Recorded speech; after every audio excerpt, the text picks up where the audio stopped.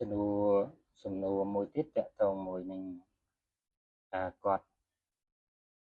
បរោះទេគាត់អត់ប្រាប់ថានៅណាទេគាត់ថាគាត់ព្យាបាលបាន2ឆ្នាំហើយតែអត់បានសួរតកតងមួយនឹងចំណីអាហារជាមួយគ្រូពេទ្យដែលព្យាបាលហ្នឹងគាត់ព្យាបាលអេពីទីស B លាបថ្នាំដែរបាទប៉ុន្តែគាត់អត់ដឹងថាត្រូវតមចំណីអាហារអីខ្លះ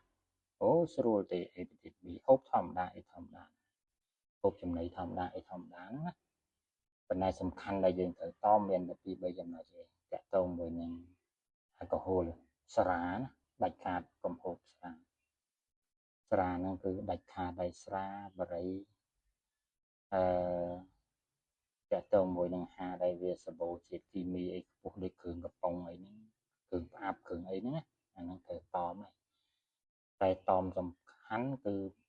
ស្រានិងបរិយហ្នឹងអាហ្នឹងតមដាច់ខាតព្រោះអាហ្នឹងវាជារិះវាធ្វើឲ្យរិះជាមួយនឹងការទៅជាសេរ៉ូថ្លើមអីចឹងណាអត់គួរប្រើវាទេអាហ្នឹងគួរចំណីអាហារយើងប្រើធម្មតាធម្មតាប៉ុណ្ណឹងអាហារផ្អាប់នោះគេខ្លាចអាសារជាតិអឺអាហារផ្អាប់តកតងមួយនឹងផ្សិតសជាប់នៅនឹងដូចទៅសក់ចាវទៅសក់ត្រាំអីចឹងមានអសហ្នឹងព្រោះអាហ្នឹងវាជាប្រភពដែលធ្វើឲ្យប្រព័ន្ធការពាររាងកាយយើងវាវត្ត